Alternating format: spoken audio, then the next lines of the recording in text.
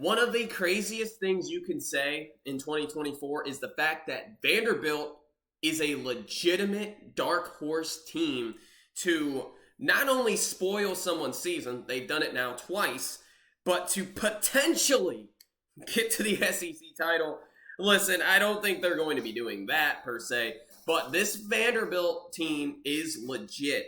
Diego Pavia has had an amazing importance for this Vanderbilt team, and overall, this Vandy team is fun to watch. They run a odd but effective triple/quadruple option type RPO offense that just works. And when it works, it's almost hard to stop. Now, Vandy upset Kentucky on the road on Saturday after a game in which no one on planet Earth, probably even Vandy fans, Vandy players, in the coaching staff, saw they would upset the number one team the first time in program history. And this run should continue for Vanderbilt as they take on Ball State. They should beat Ball State pretty handedly. They are a 26-point favorite.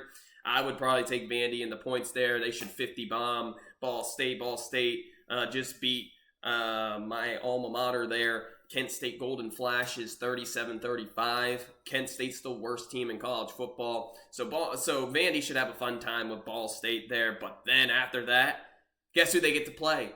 The number one team in college football, more than likely. Yeah, I'm a Georgia fan. Breaking news, I still think Texas is going to beat Georgia. It's just my honest opinion.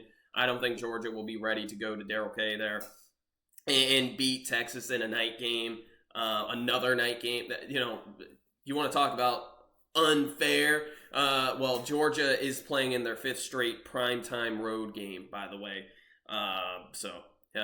Laugh at Georgia all you want there. You can, because I think Texas is going to beat us. But after the Georgia game, Texas has to go on the road against Vandy, and now that game's going to probably be a sellout, and that game's going to be really, really big for really both teams. I don't necessarily think Texas is going to lose, but I still think Vandy is going to give Texas a run for their money. This could be a very close game. And then, oh, by the way, their next two games against two bottom-tier teams in the SEC at Auburn and home game against South Carolina. At worst, I think they'll go 1-1 in that game. So that will get Vandy to a bowl game, finishing out the season at home against Tennessee. Boy, would that be funny. But before that, at LSU. Yeah, this Vanderbilt team is legit. Diego Pavia is now top 10 in Heisman odds. Boy, would that be amazing if he could somehow, some way win the Heisman there. He doesn't really have the yardage per se. He's also leading the team in rushing yards, though, by the way. He has 1,100 passing yards, 10 TDs, just one interception. One interception. Guys, he threw his first interception last week against Kentucky. That was, I think, he had 110 pass attempts, he had 115 pass attempts in a row without an interception. And then whatever he had last year at New Mexico State, I think he had like 30. So I believe he had 140 pass attempts in a row without an interception. That broke against Kentucky. And then he has 400 yards rushing as well. So that's a total of 1,500 yards. That's not wowing anybody, but it's Vanderbilt. Look what this team is doing. And in fact, they shouldn't have lost to Georgia State. And you can also make the case for Missouri as well. This team could legitimately be 6-0.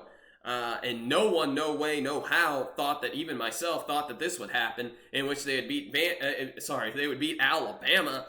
But I did think Vanderbilt had potential to make it to a bowl game. I had Vandy at 4-8 with a win, I believe, against South Carolina. They should 1,000% not go 4-8, but I definitely thought that with Diego Pavia, this Vandy team could surprise some people, and they've done more than just that. Debatably, Vandy is a top 25 team. In fact, I think they probably should be top 25, especially if things work out their ways. Obviously, they'll beat Ball State. I hope, right? Hopefully, it's not a typical Vandy collapse. But Clark Lee was on people don't really remember this. Clark Lee was on the hot seat before this season came up. He was 9-27 at Vandy and only won 2 SEC games. Now, once again, it's Vanderbilt. NIL has kind of killed Vandy as well, but the program before him was just in the toilet, and it, even before the season still the worst in the SEC, but Clark Lee made some huge coaching decisions there, getting Jerry Krill as well. That's an underrated hire, and some of the New Mexico State players who they had like a really good season last year. I think they won 10 games or at least 9. And remember, they also upset Auburn. Diego Pavia was a big part of it. He's probably gonna do it again against Auburn and Jordan-Hare. Wouldn't that be kind of funny after the Texas game? But yeah, Vanderbilt this season setting up to be a very, very good year for Vandy, and which, their defense isn't great. Now, they did hold Kentucky to 13 points. I guess that's good, but Kentucky's not really a good offensive team.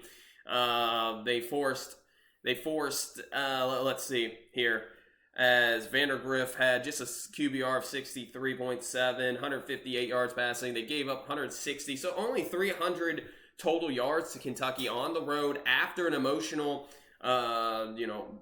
program-defining win, the best win in program history, obviously beating number 1 Alabama. They were able to pull another upset. So this Vandy team has a lot of potential and a lot of promise for the end of this season. I don't think, listen, I think this Vandy team is a lot better than what they're even getting credit for. They can control lines of scrimmage too. And it's because of their unique style of offense in which they are going to create situations like they did against Alabama. If they are able to get 1, 2, 3 first downs, they're going to chew that clock and make this an interesting game, especially against Texas. Texas is going to be coming off of the Georgia game. Kind of ironic, that's what happened to Alabama. But they're going to be coming off of a team that I do believe Georgia's going to be pretty physical in this game. That's just kind of what Georgia has been. I know they haven't really been that this year, as physical as what they've been in the past, but they're still going to be a pretty physical game, and Vandy's just going to be coming off of a game against Ball State. So this is a situation in which they could catch Texas napping and Texas trying to just get out of, get out of Nashville with a win in a situation like that. And oh, by the way, they just played Oklahoma. That was a physical team. Oklahoma's a very physical defensive team. So yeah, they could catch Texas at a bad time. And then even Tennessee later on in the year, who knows what's going to happen with Tennessee's offense. They've been horrific. If Tennessee and Vandy played today, I'm not kidding, I would probably take Vandy because of how bad Tennessee's offense has looked. I know that's going to upset Tennessee fans, but this Vanderbilt offense is tough. Listen, when it's working, it's almost impossible to stop. Just ask Alabama. They run some triple/quadruple option RPO plays that just open up the rush game as well as the pass game, and it's hard to stop, especially when Diego Pavia is making the right reads and scouting out the field even before the pre-snap. He's kind of underrated in that too. No one really talks about his pre-snap playing as well and alignments. But yeah, this Vanderbilt team is very legit, guys. They can score just about on anybody in college football. They really should have put up 30-something on Missouri, put up 40 on Alabama. This offense is very, very good, but shout out to Clark Lee and what he has done at Vanderbilt this season. A season that has been obviously filled with so much promise, but a season that Vandy should be 6-0. You got to remember that they kind of collapsed towards the end of both the Georgia State game and the Missouri game, but then they had that bye week to sit on it and review film as well as, get ready for the Alabama game, who just played Georgia. And boy, did they attack that, and they shocked me with a win at Kentucky too. And they dominated Kentucky. Let's just say how it is too.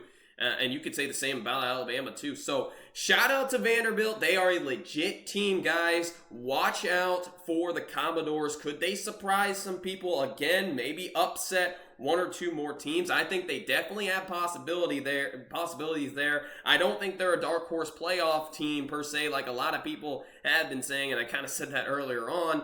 But they definitely can shock at least one or two more teams with this remaining schedule. Let me know what you guys think about Diego Pavia and the Vanderbilt Commodores. And you're listening to the SEC at the voice of college football.